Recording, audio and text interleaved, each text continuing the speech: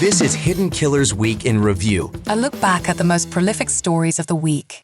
This is the Hidden Killers podcast with Tony Brueski. Featuring former FBI Special Agent and Chief of the Counterintelligence Behavioral Analysis Program, Robin Dreeke. What the defense is trying to argue here is a conspiracy, basically. So it's kind of Karen Reedish. It's almost as if, Proctor took a vacation to Las Vegas and had a little bit of fun, but obviously that's not what happened. They're trying to argue that LV MPD, a detective who was the lead on the case, had some bias against Tellis from his time in public office and manipulated the investigation.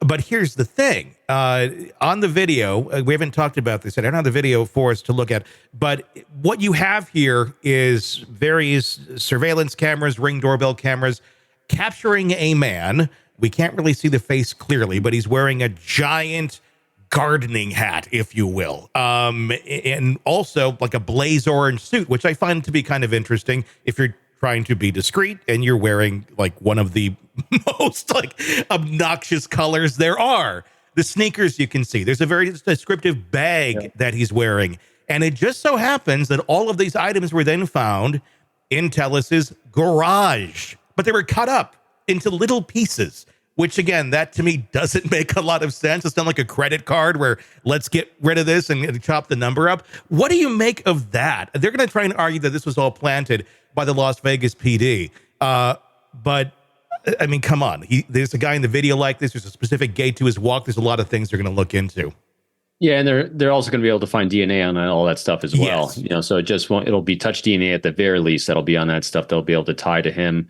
And again, when you go for profiling, it's all fitting a pattern. So even if that there are claims of bias against him, negative confirmation bias against him from the investigators, the data is still the data, and the arc of the profile here for someone from this is, and I know they're claiming that there's no motive for him to do this. Well, actually, there is a motive. Rage and retribution is actually a motive for murder, and so it actually there is a motive here. And the other thing too is, first-time murderers generally are extremely sloppy because they don't know how to do it because they don't have a rep yet. And so all these things are, and we've seen it with the other case we've covered too, Tony, where there's like, who knows? But I know when we go to trial on Koberger, we're seeing the same sorts of things. Someone who studied how to do it, but doesn't have any practical expertise at killing someone. We're seeing the same sorts of behavior here. This is not a seasoned serial killer who's got lots of reps. And boy, we're really making it very too objective, aren't we? Because it's horrendous what happened. But we're not seeing a murder scene or murder evidence with someone that is sophisticated in doing what they did. This is a very young, immature murderer from the sense of not a lot of expertise at what they're doing. It's kind of just shocking how poorly done this was if you're going to murder someone. If you're trying to think from that standpoint, again, the outfit, the blaze orange, just kind of strikes me as bizarre. The murder happened in the guy's side yard. It's picked up on camera from a camera across the street. I guess you got to start somewhere if you're going to be a murderer. This kind of seems like the behavior arc always kind of, it just kind of touched that line of like, one more step up, we got a murderer. But until then, we have a really, horrible, obnoxious human being who likes to have retribution on people and will be a bully. At some point, if you're going to go there, you're going to go there. You don't always have to have been a murderer previously to suddenly start doing this at a certain age. So let's just, whether it's this individual or not that committed the murder, we're seeing all the data and all the evidence seems very sloppy. And here's why. First-time murderers, when you have the prefrontal cortex flooded with adrenaline, your fine motor skills go away, your thought process goes away. This is why, and we saw it in the Trump shooter case, you saw Secret Service that was surrounding President Trump immediately go into immediate action. You could tell they had a lot of reps at what they're doing.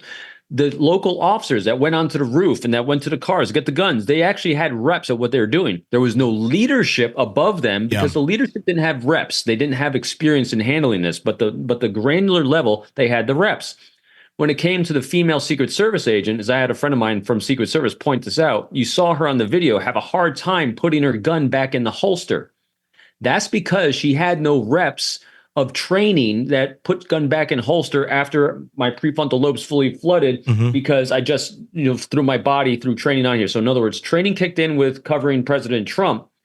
Fine motor skills are now working. So you rely on training and those reps, which wasn't there when she's trying to reholster the gun. Yeah. That's why she couldn't do it. It wasn't anything else except no fine motor skills when that's happening. So what we're seeing with a first-time murderer is no thoughtful process, that you can't plan for the fog of war, which is the first time you kill someone, everything's going to go sideways from what you thought it was going to be. And you're going to be in a manic panic state to, oh my gosh, I did this, I got to do this, I got to do it. And so you start seeing extreme sloppiness. And this is why we catch a lot of these people, because they are crude. They have no reps in it, thankfully. And you can't plan for chaos. There is no standard operating procedure for the chaos of murdering someone, luckily.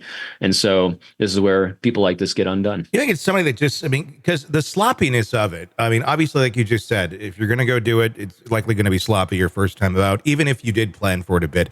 Do you look at this case as one where he was sitting there, he was planning this for a while after, because he lost the re-election bid, and he blamed a lot of it on Jeff, on the reporting. So there's the motive. But the fact that it was just done so bizarrely with, like, again, I keep going back to the blaze orange. It's just like, what the hell are you thinking? That and then keeping the evidence, cutting it up in the house. Is this someone who kind of like snapped in some way, shape, or form, or lost their mind and just in this is fit of rage, I'm just gonna go do this today? Or was this, meticulously planned out, but very poorly planned out? Again, my sense from the limited optic we have on the outside and conjecture and limited data points, not being a licensed clinician, this looks like a fit of rage to me. Yeah. And he's had fits of rage throughout his life. I guarantee it. And so this was an escalation of that rage where you get into that emotional hijacked moment and he couldn't control himself and he did really dumb things. Yeah. All right, true crime addicts, let's cut the crap. You're knee-deep in the gory details of your favorite podcast when suddenly a commercial hits like a bad meal. Seriously? You deserve better. Upgrade to True Crime Today Premium Plus on Apple Podcasts, where you can binge without those annoying ads. Plus, get extended interviews that go deeper into the darkness and early access to episodes so you can be the first to know. It's like trading up from fast food to fine dining, but with more blood. So, go ahead. Search for True Crime Today Premium Plus on Apple Podcasts. Subscribe and feast on the good stuff.